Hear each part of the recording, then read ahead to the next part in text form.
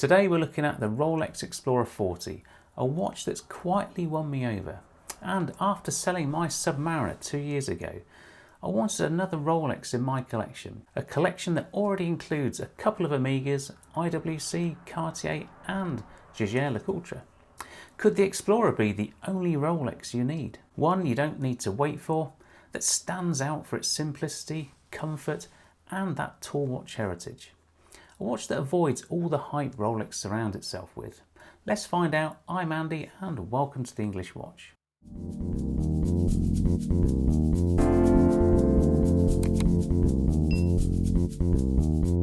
I used to own a Submariner date, bought new in 2020. It's a fantastic watch, iconic, durable, versatile, but over time I found it a bit, boring. I thought the case felt a little square, too blocky, sort of lacked the elegance I was looking for. Why don't you check out my previous video on why I sold it. And that's where the Explorer 40 comes in. Its rounded oyster style case feels smoother, more refined and more comfortable on the wrist. It's less flashy, more purposeful, and that suits me perfectly. Now the Explorer line dates back to 1953, the same year Rolex launched the Submariner. And it helped define the professional tool watch category. And unlike the Submariner, which has evolved significantly, the Explorer stayed remarkably true to its original design. And the only major changes, a move from 36mm to 39mm in 2010 and a brief return to 36mm in 2021 and the introduction of a steel and gold variant.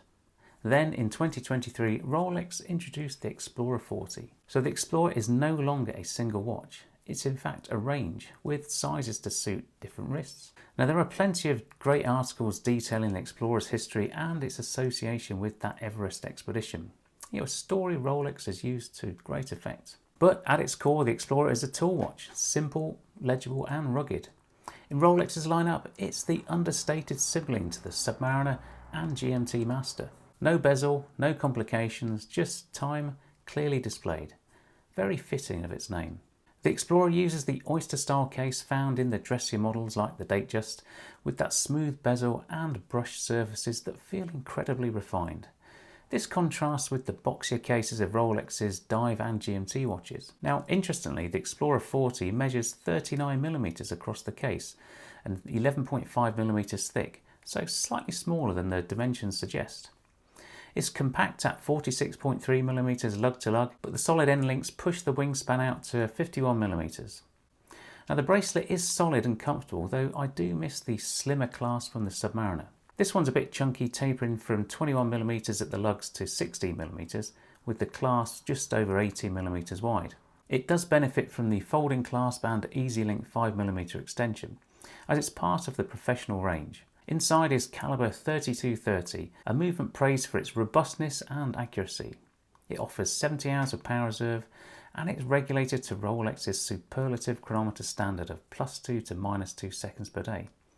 No date, no fuss, just set the time and go. What I love most is the fit and feel. The smooth edges of the case and bracelet are a joy. No sharp transitions, just comfort. You can feel the value and quality, something I find lacking in many modern Omegas. The high contrast style with Rolex's distinctive blue chromolite at 369 is perfect for someone like me with less than perfect eyesight. It's quick to put on, easy to read and flies under the radar. Not something that screams, steal me. And it's appropriately expensive, but not ostentatious. I want a watch that fits my lifestyle, mostly work, some travel and casual weekends.